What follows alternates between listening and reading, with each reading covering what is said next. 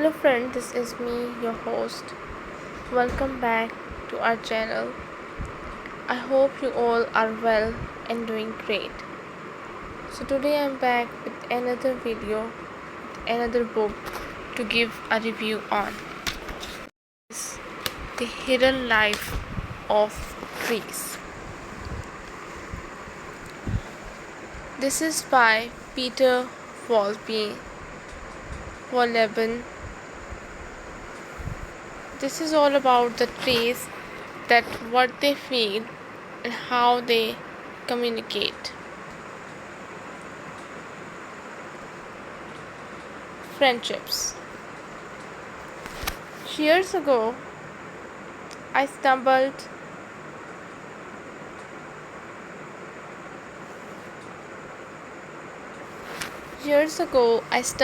across a patch of strange looking mossy stones in one of the preserves of old beech trees that grows in the forest I manage.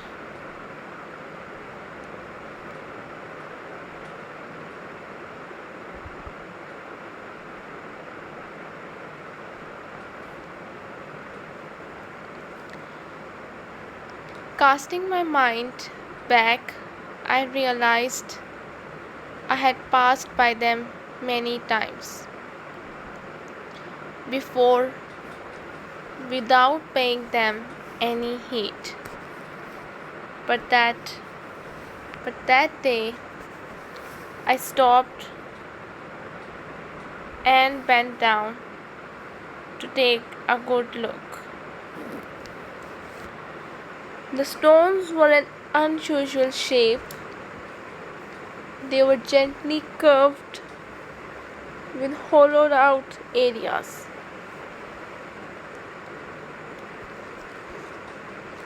Carefully, I lifted the moss on one of the stones. What I found underneath was tree bark. So, these were not stones after all, but old wood. I was surprised at how hard the stone was.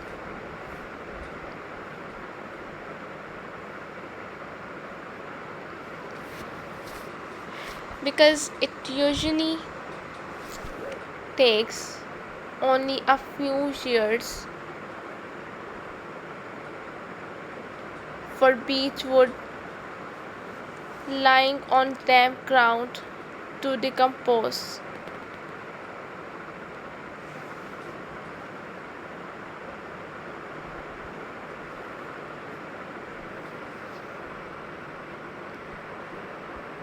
But what surprised me most was that I couldn't lift the wood.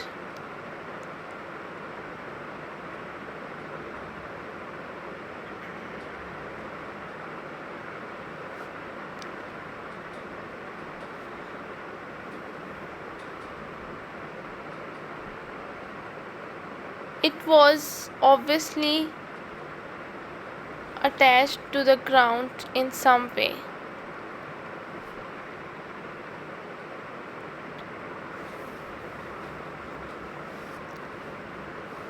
I took out my pocket knife and carefully scraped away some of the bark until I got down to a greenish layer. Green?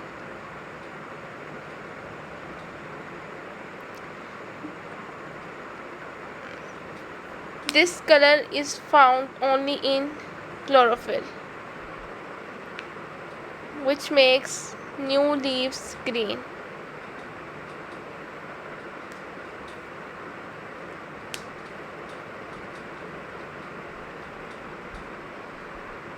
Reserves of chlorophyll are also stored in the trunks of living trees.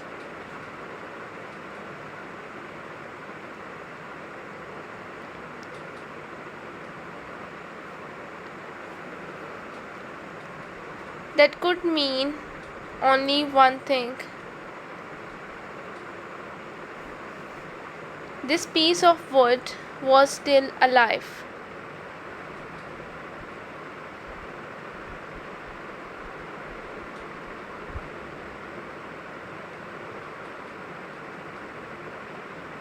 I suddenly noticed that the remaining stones formed a distinct pattern.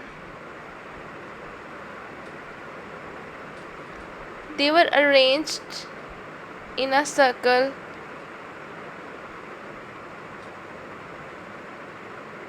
with a diameter of about 5 feet.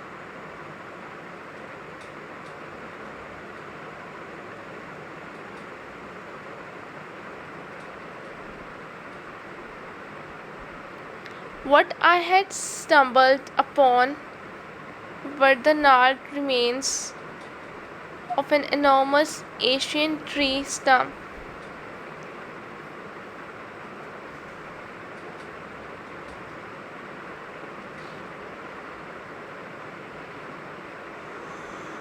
All that was left were vestiges of the outermost edge. The interior had completely rotted into humus long ago.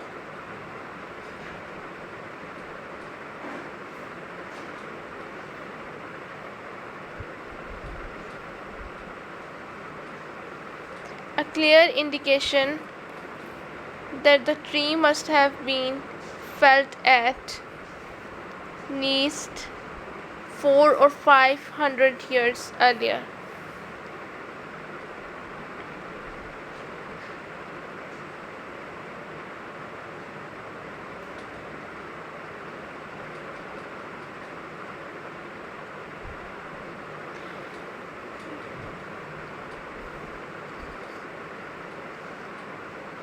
But how could the remains have clung onto life for so long?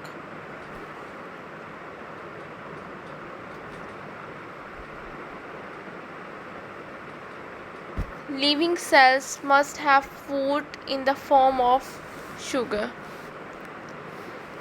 They must breathe and they must grow, at least a little.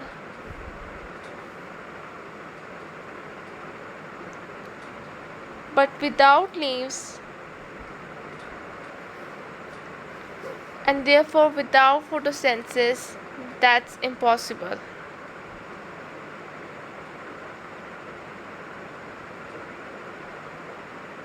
No being on our planet can maintain a centuries long fast.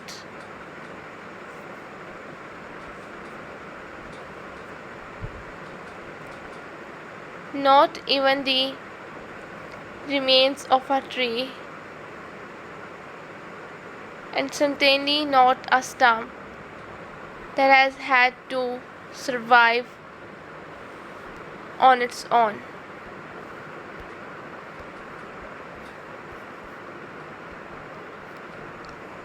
It was clear that something else was happening with this stump that has had to survive on its own. It was clear that something else was happening with this stump.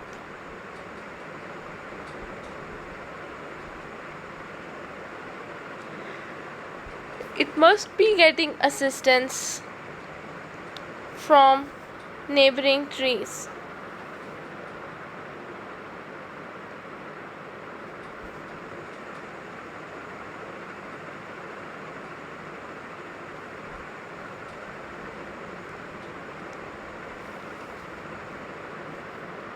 Specifically from their roots.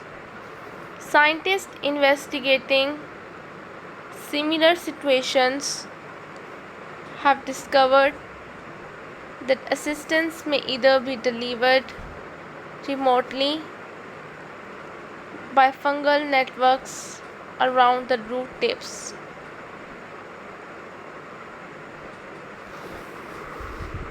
Which facilitate nutrient exchange between trees, or the roots themselves may be interconnected.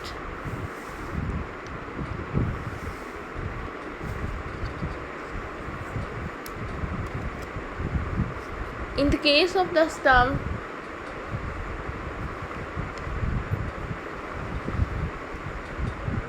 I had stumbled upon.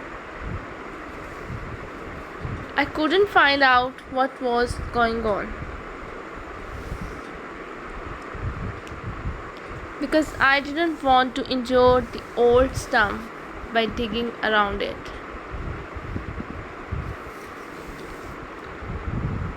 But one thing was clear: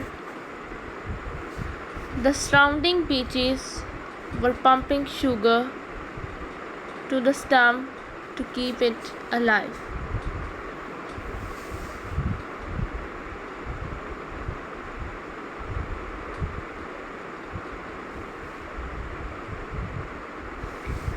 The leisurely pace at which trees live their lives is also apparent when it comes to procreation. Reproduction is planned at least a year in advance.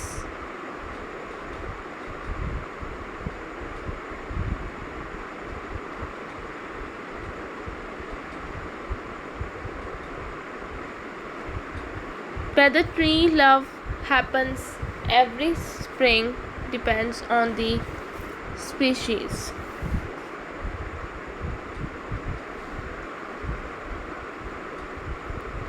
Whereas conifers send their seeds out into the world at least once a year.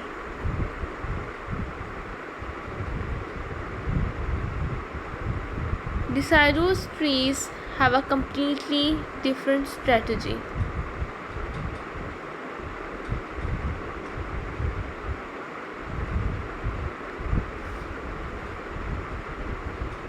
Before they bloom, they agree among themselves.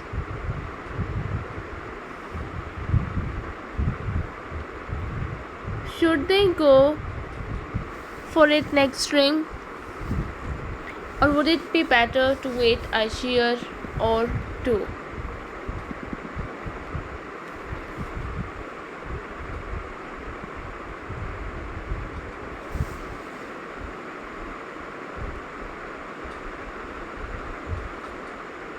Trees in a forest prefer to bloom at the same time so that the genes of many individual trees can be well mixed.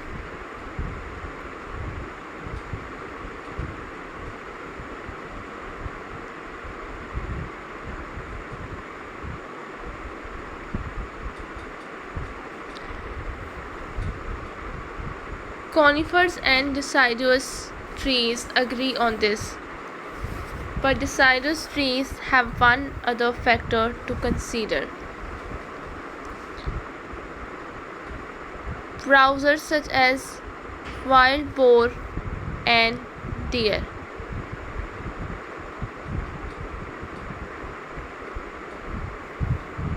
Boar and deer are extremely partial to beech nuts and acorns, both of which help them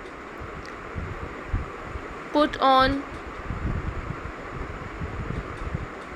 protective layer of fat for winter.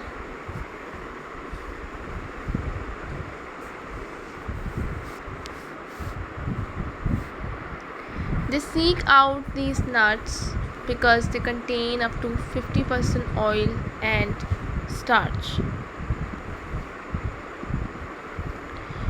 more than any other food. Often Whole areas of forest are picked clean down to the last morsel in the fall, so that come spring, hardly any beech and oak seedlings sprout. And that's why the trees agree in advance.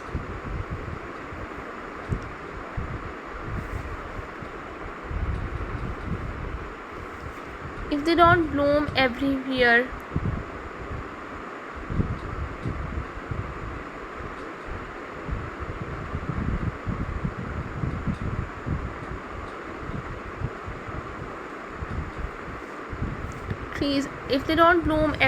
then the herbivores cannot count on them. The next generation is kept in check because over the winter the pregnant animals must endure a long stretch with little food, and many of them will not survive.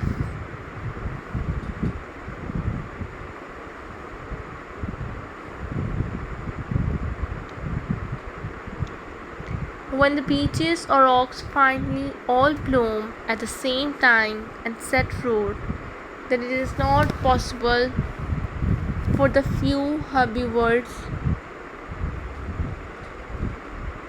left to demolish everything.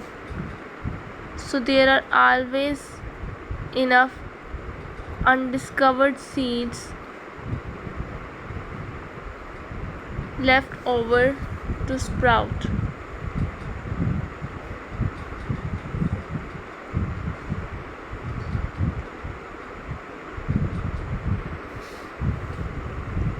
Mast hairs is an old term used to describe hairs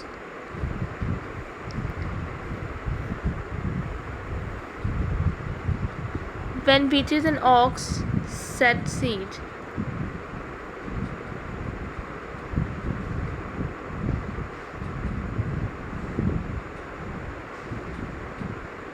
In these years of plenty,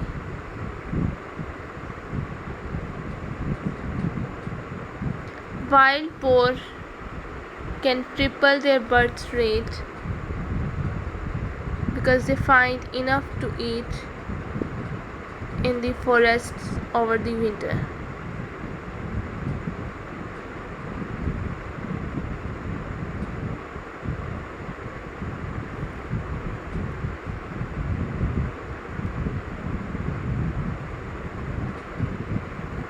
In earlier times,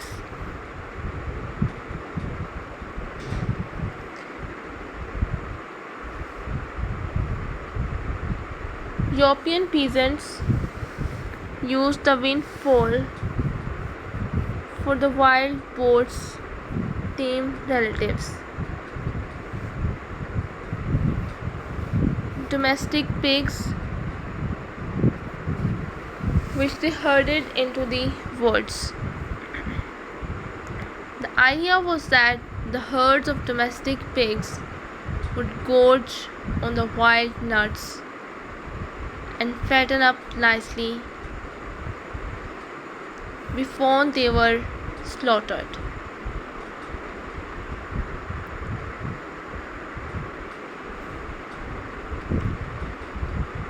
The year following a mast year,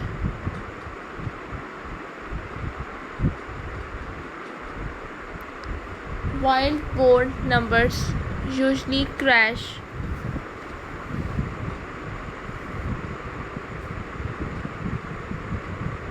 because the beeches and oaks are taking a time out and the forest floor is bare once again.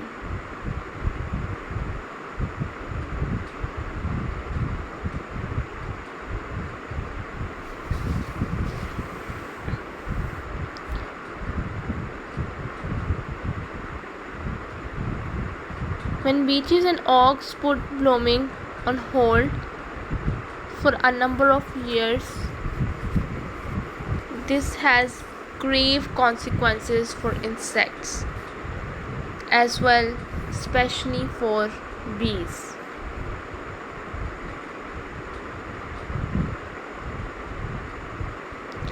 It's the same for bees as it was for wild boar. A multi-year hiatus causes their populations to collapse.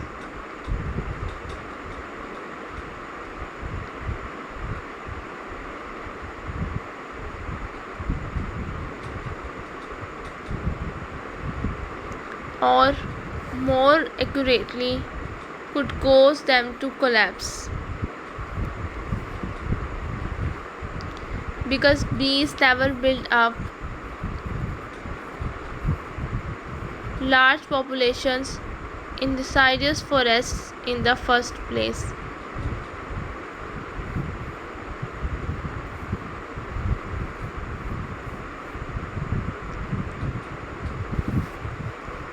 The reason is that true forest trees couldn't care less about these little helpers.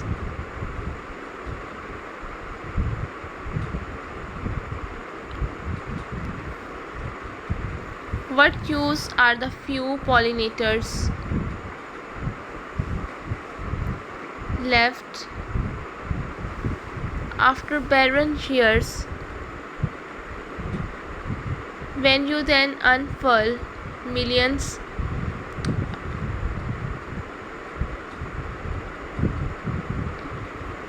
upon millions of blossoms over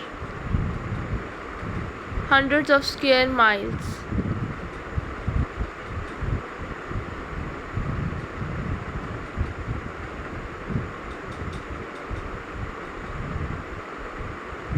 If you are a beech or an oak, you have to come up with a more reliable method of pollination.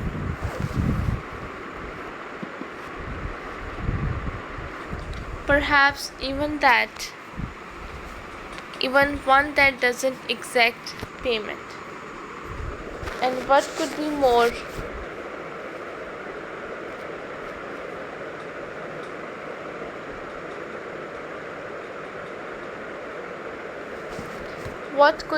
natural than using the wind? Wind blows the powdery pollen out of the blossoms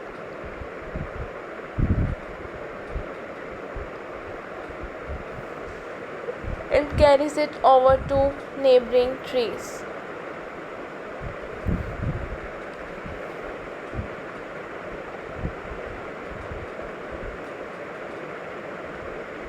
The wind has a further advantage. It still blows when temperatures fall.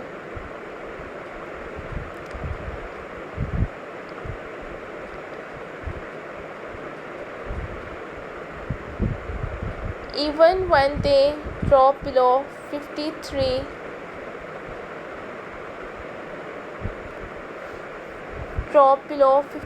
degrees Fahrenheit.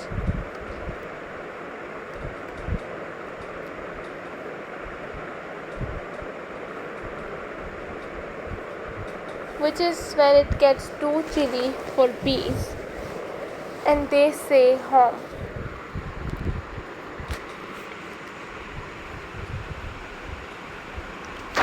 Forest etiquette.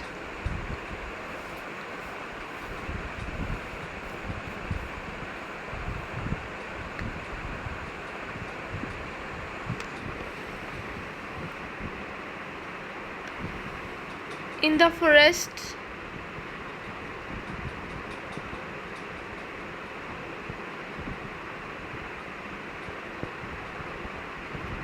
there are unwritten guidelines for tree etiquettes. These guidelines lay down the proper appearance for upright members of Asian forests and acceptable forms of behavior.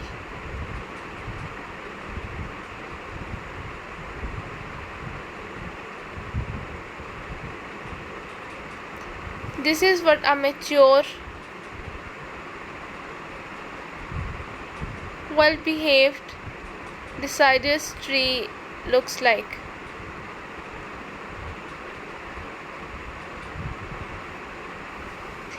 It has a ramrod, straight trunk with a regular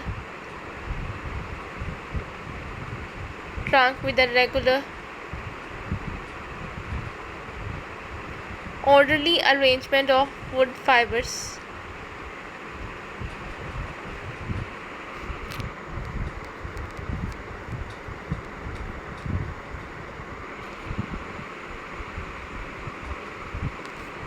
The roots stretch out evenly in all directions and reach down into the earth under the tree.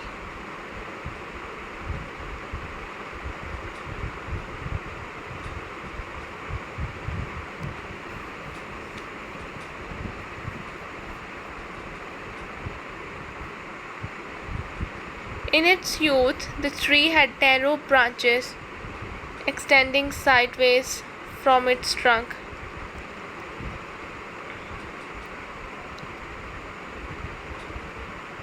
They died back a long time ago.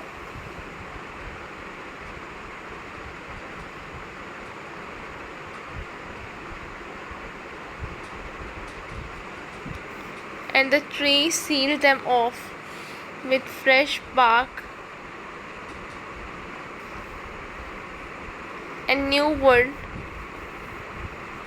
so that what you see now is a long smooth column.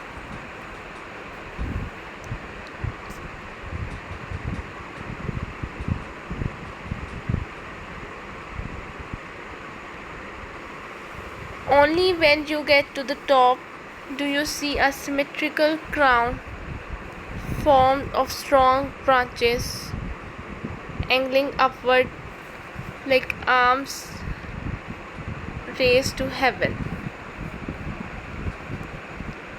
An ideally formed tree such as this can grow to be very old.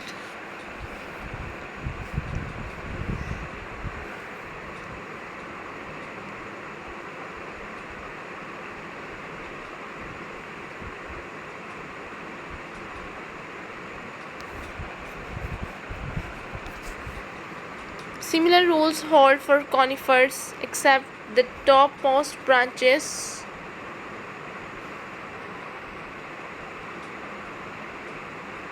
should be horizontal or bent slightly downward.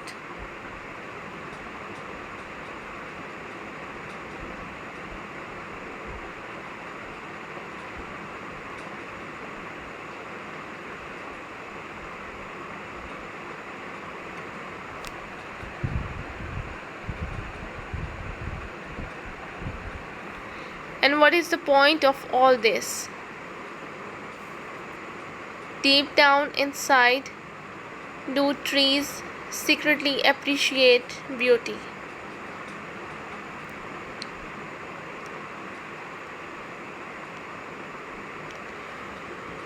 Unfortunately, I cannot say, but what I can tell you is that there is a good reason for this ideal appearance: stability.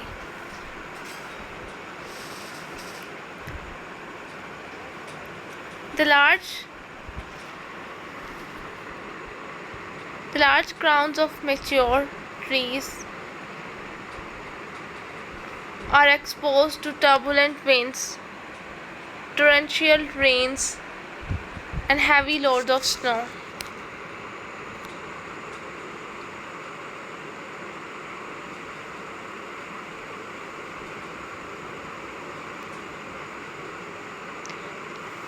The tree must cushion the impact of these forces, which travel down the trunk to the roots.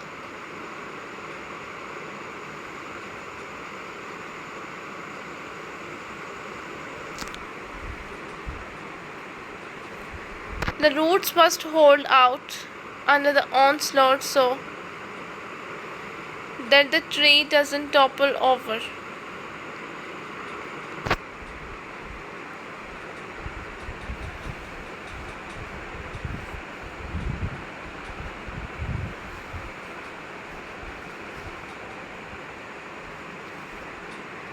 To avoid this, the roots cling to the earth and to rocks. The redirected power of a windstorm can tear at the base of the trunk with a force equivalent to a weight of 220 tons.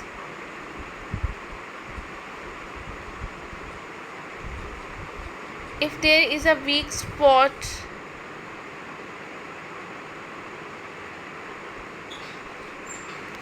and the whole crown tumbles down, evenly formed trees absorb the shock of buffeting forces, using their shape to direct and divide these forces evenly throughout their structure.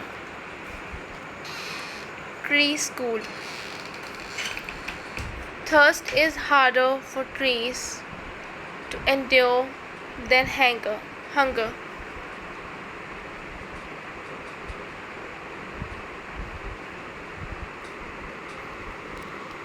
Because they can satisfy their hunger whenever they want.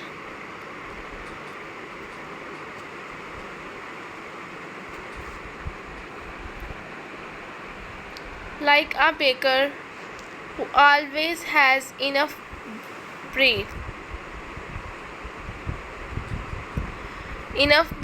a tree can satisfy a rumbling stomach right away using photosynthesis. But even the best baker cannot bake without water. And the same goes for a tree.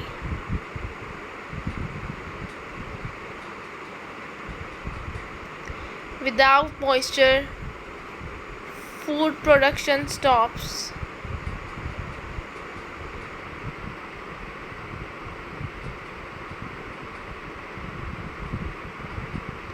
A mature beech tree can send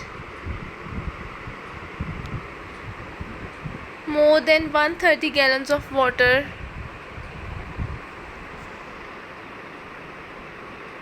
a day coursing through its branches and leaves.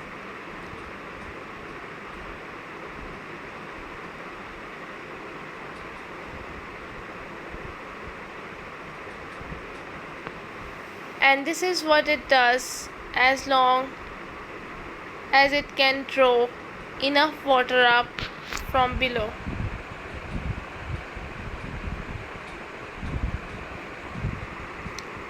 However, the moisture in the soil would soon run out.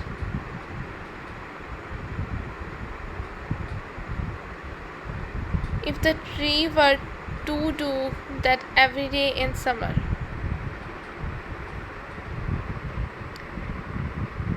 In the warmer seasons, it doesn't rain nearly enough to replenish water levels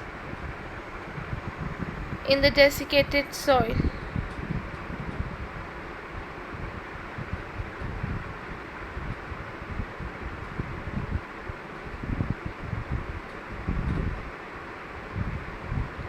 Therefore, the tree stockpiles water in winter.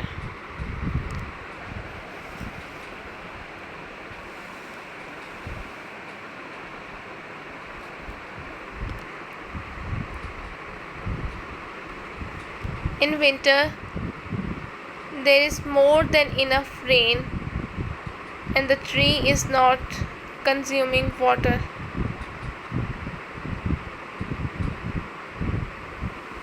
Because almost all plants take a break from growing at that time of year.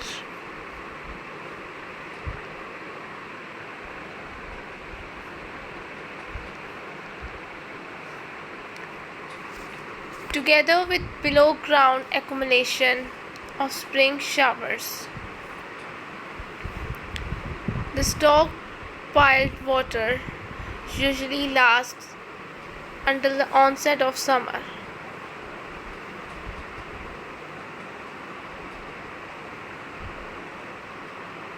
But in many years, water then gets scarce.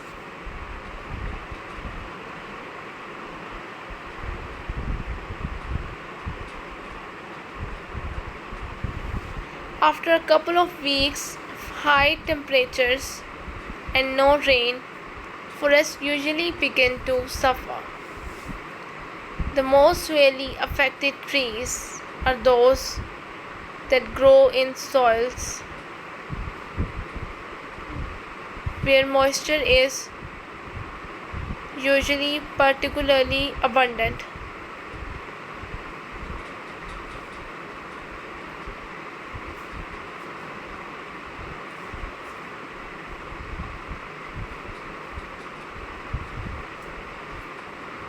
These trees don't know the meaning of restraint and are lavish in their water use, and is usually the largest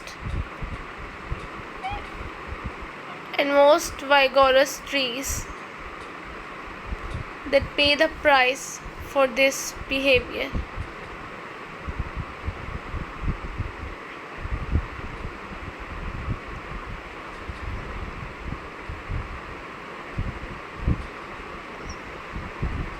In the forest I manage, the stricken trees are usually spruce, which burst not at every seam, but certainly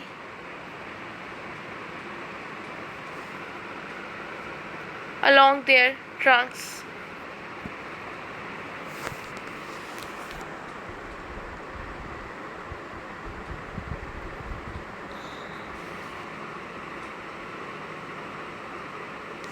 If the ground has dried out,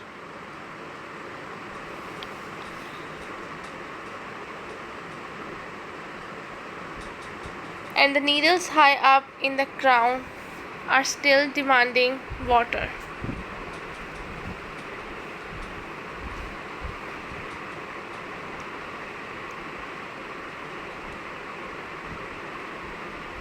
at some point the tension in the drying wood simply becomes too much.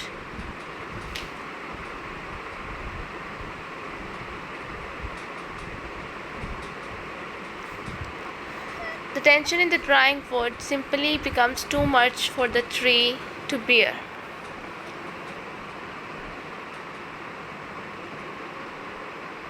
It crackles and pops, and a tear about 3 feet long opens in its bark.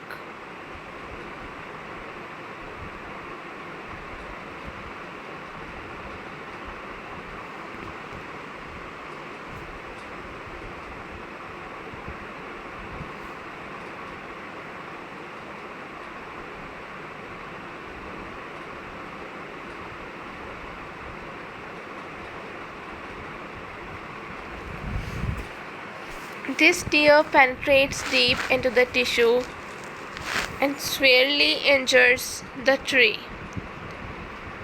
Fungal spores immediately take advantage of the tear to invade the innermost parts of the tree, where they begin their destructive work.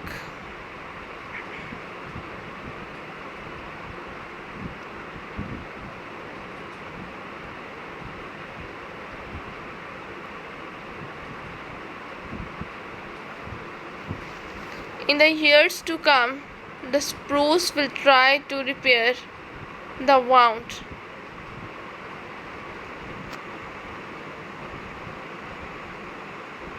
But the tear keeps reopening.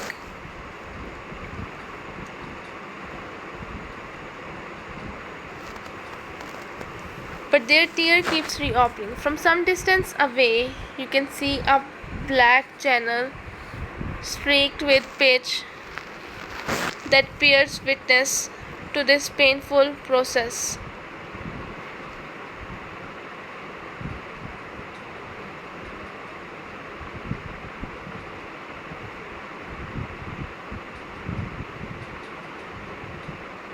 And with that, we have arrived at the heart of tree school.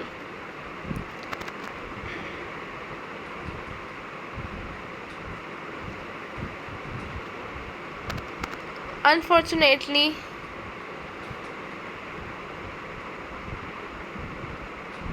this is a place where a certain amount of physical punishment is still the order of the day. For nature is a strict teacher. If a tree does not pay attention and do what it's taught, it will suffer.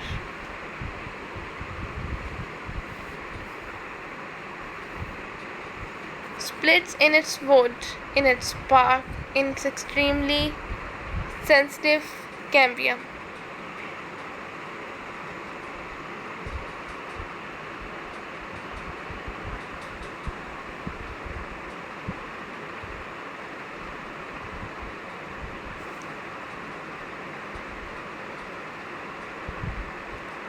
It doesn't get any worse than this for our tree.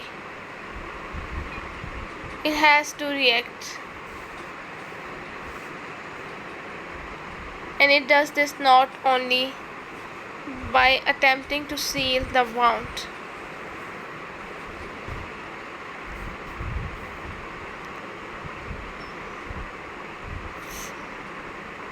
From then on, it will also do a better job of rationing water instead of pumping whatever is available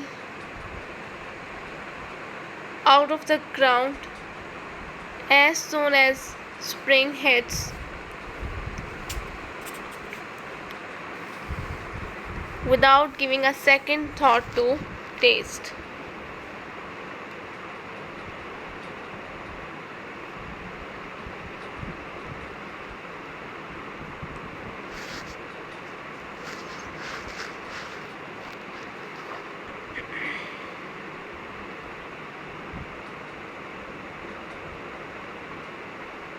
The tree takes a lesson to heart, and from then on it will stick with this new thrifty behavior even when the ground has plenty of moisture. After all, you never know.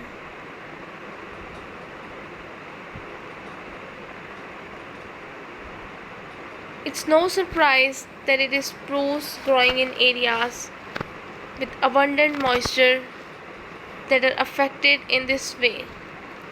They are spoiled.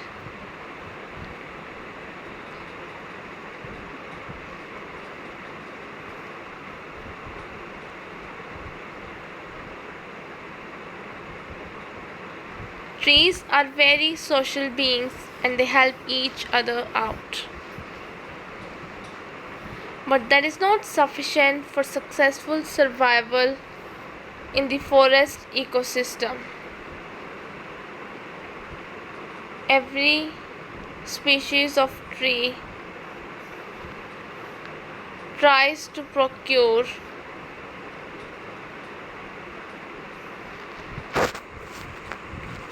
more space for itself to optimize its performance, and in this way to crowd out other species after the fight for light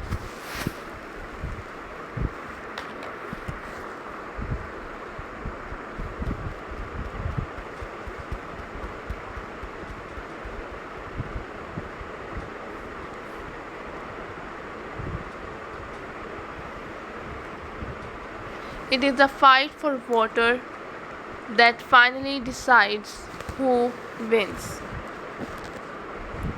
Tree roots are very good at tapping into damp ground and growing fine.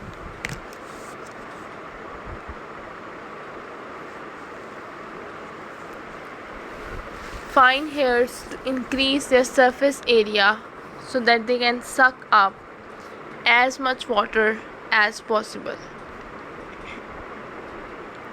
Under normal circumstances, that is sufficient, but more is always better. And that is why, for millions of years, trees have paired up with fungi. Fungi are amazing.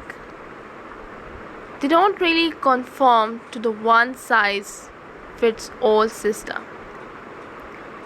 We used to classify living organisms as either animals or plants. By definition, plants create their own food out of inanimate material, and therefore they can survive completely independently. It's no wonder that green vegetation must sprout on barren, empty ground before animals can move in. For animals can only survive if they eat other living things. Incidentally, neither grass nor young trees like it very much when cattle or deer munch on them. Whether it's a wolf ripping apart a wild boar or a deer eating an oak seedling. In both cases, there is pain and death. Fungi are in between animals and plants. Their cell walls are made of chitin, a substance never found in plants, which makes them more like insects. In addition, they cannot photosynthesize and depend on organic connections with other living beings they can feed on. Over decades, a fungus underground cottony web known as mycelium expands. There is a honey fungus in Switzerland that covers almost 120 acres and is about 1,000 years old. Another in Oregon is estimated to be 2,400 years old, extends for 2,000 acres and weighs 660 tons. That makes fungi the largest known living organisms in the world. The two aforementioned giants are not tree friendly.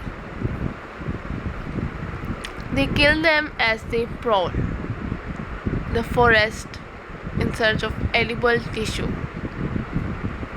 So let's take a look instead at amicable teamwork between fungi and trees. With the help of mycelium of an appropriate species for each tree, for instance, the all milkcap and the oak, a tree can greatly increase its functional root surface so that it can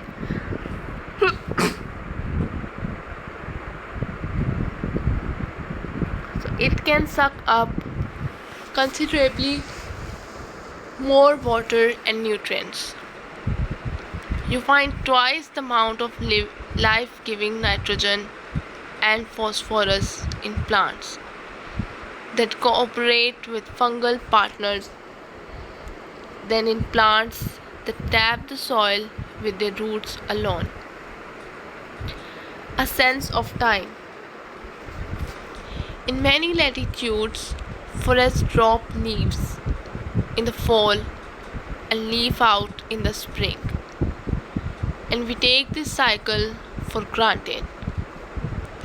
But if we take a closer look, the whole thing is a big mystery, because it means the trees need something very important: a sense of time. How do they know that winter is coming, or that rising temperature aren't just a brief interlude but an announcement that spring has arrived? It seems logical that warmer days trigger leaf growth, because this is when frozen water in the tree trunk thaws to flow once again. What is unexpected is that the colder the preceding winter, the earlier the leaves unfurl. Researchers from the Technical University of Munich tested this in a climate-controlled laboratory. The warmer the cold season, the later beech branches greened up. And at first glance, that doesn't seem logical.